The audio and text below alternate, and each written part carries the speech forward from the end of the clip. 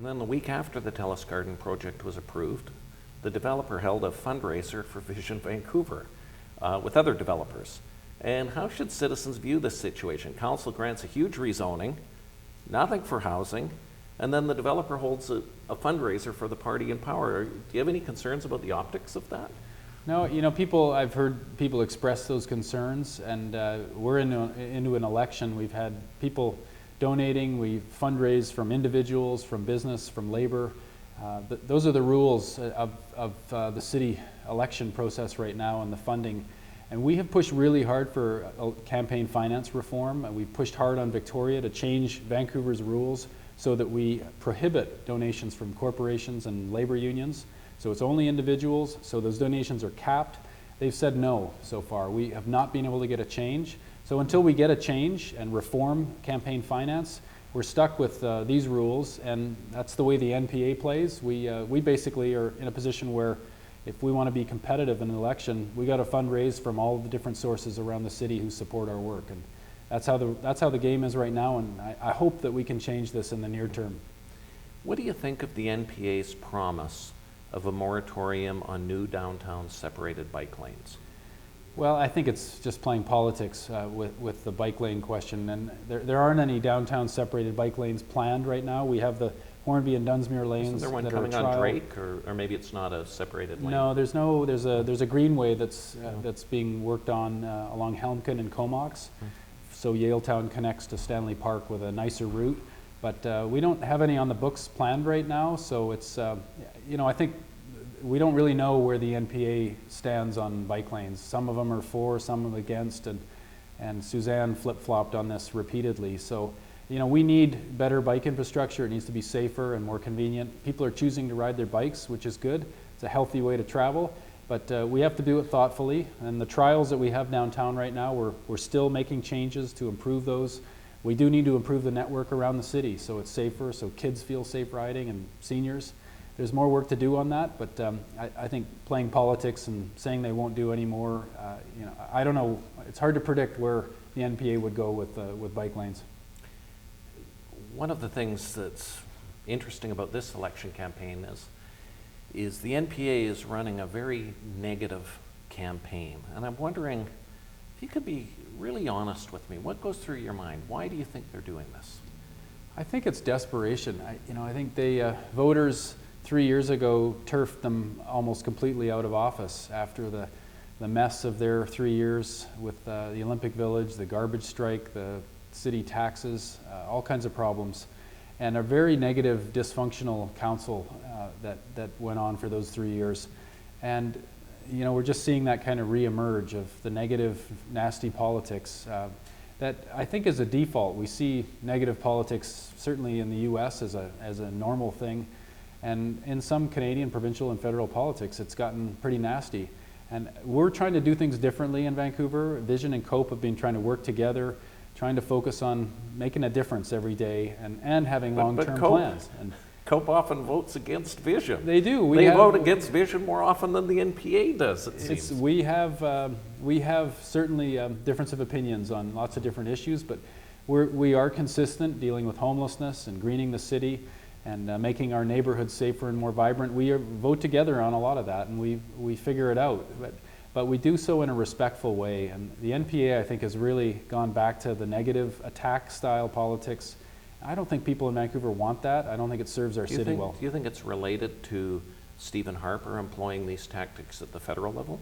Well, it does work in certain election campaigns where the underdog is way behind and they don't have a plan, they don't have a vision for the city.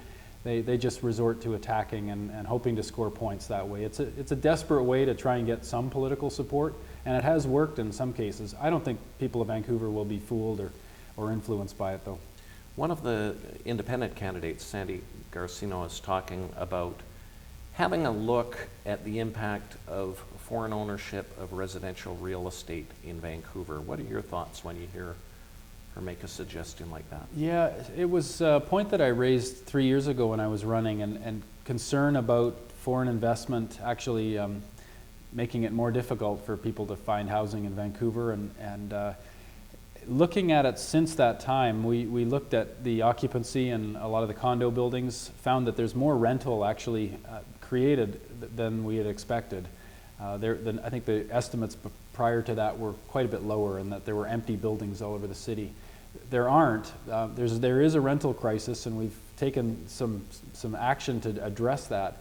But at this point, I still feel like we need to understand this better before we try and shut down foreign investment in Vancouver and immigrants, newcomers investing in our city. I think we need to really understand what the dollars are, what the impact may be on our real estate market and our housing supply, and continue to build housing as much as we can. Focus on affordable, but get housing built. The supply side needs to be cranked up so that we're addressing the real estate pinch. But I think it's premature to weigh in with a tax on investment and speculation right now. But I think it's something we've got to keep our eye on. I agree with Sandy in that respect. And what about the Georgia and Dunsmuir viaducts? Will they be gone by the time we have an election in 2014? I don't think so. That's a longer term look at the viaducts that the city's now in the middle of. And we want people's ideas. Right now there's an open forum, a creative window to say, here's a new idea for replacing the viaducts and what the city could do with that strip of land. A very valuable piece of land, obviously, right in the middle of the city between Chinatown and False Creek. And a number of other cities like San Francisco have taken out those kind of freeway installations. That's our only vestige of freeway from the big battle in the 70s to stop freeways. Do you like the idea of getting rid of the viaducts? You know, I'm intrigued by it. I'd have to be convinced that the transition would work well. Our transportation engineers have taken an initial look at it and said, if it's done over time, if there's investment in transit, and the road network is improved from the east side into downtown, then it wouldn't have a big impact on transportation. So if we could do it without that impact, and we could have some real gains in terms of housing and green space and reconnecting those neighborhoods, then I think it would be a good idea. But there's still a lot of planning work to figure out what would be a great alternative and how we would do the transition. So it's still early days, but I think we want to keep our options open. And near the viaducts is False Creek Flats. There's a shortage of developable land in Vancouver, and I'm wondering, in your next term of office, would you be looking at rezoning parts of False Creek Flats to allow for housing? We're not looking at changes in False Creek Flats in the industrial zoning in particular at this point. We've made some changes there to make it possible for companies to have more office space in False Creek Flats, and we've gotten some new companies to move in because the zoning was very restrictive to a high-tech park, which never happened. And with Great Northern Way and the campus that's happening there and the Center for Digital Media, I think there's an opportunity there for some housing that is associated with the university and the students who are there on that campus. The city is looking at that possibility.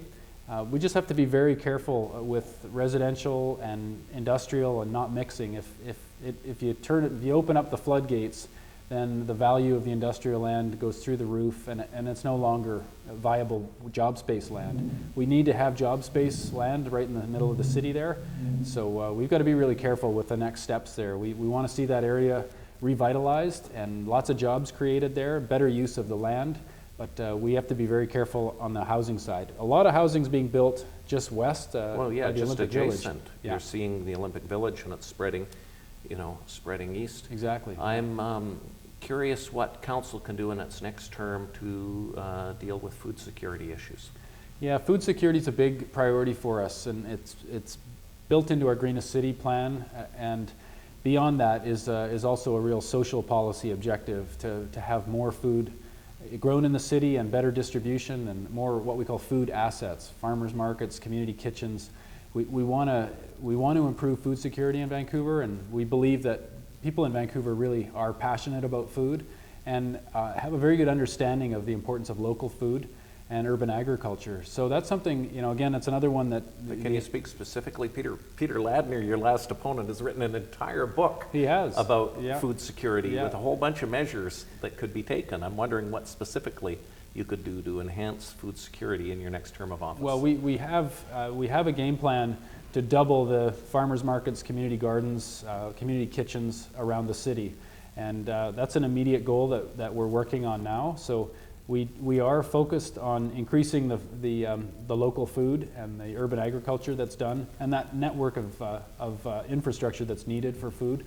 Mr. Ladner's book, I think, has done a lot of research on what other cities are doing. Have you had time to read it yet? I haven't read it in its entirety. I've flipped through and looked at the main points, which will be valuable. And you know, it's good to see.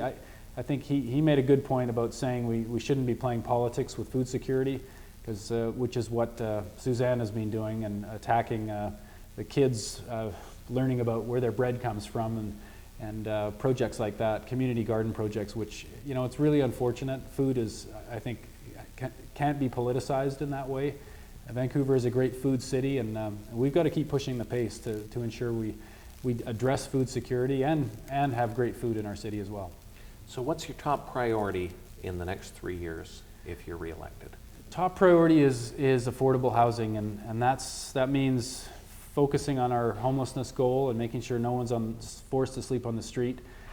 In the end of the next term, we want to be sure we've accomplished that goal, and really focused on building more affordable housing in the city. That is, I think, a number one concern. We've got a great city by a lot of respects, but a lot of people can't afford to live here anymore, and that's City Hall has lots of tools to work on that, and we have some experience now with building rental, with social and supportive housing, with looking at better, more affordable market housing. We want to work on all that and really ramp it up over these next 3 years. Okay, thank you very much, Mr. Mayor. Thank you. You're welcome, Charlie.